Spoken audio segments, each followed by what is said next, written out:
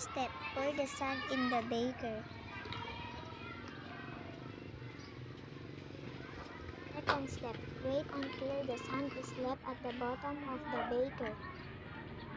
And pour the water into another container without disturbing the sand.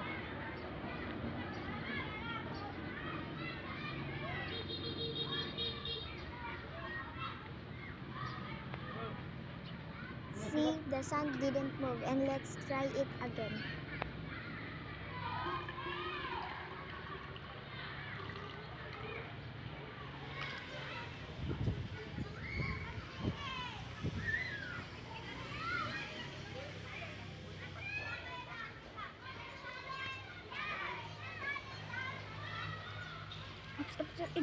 The sand is left undisturbed.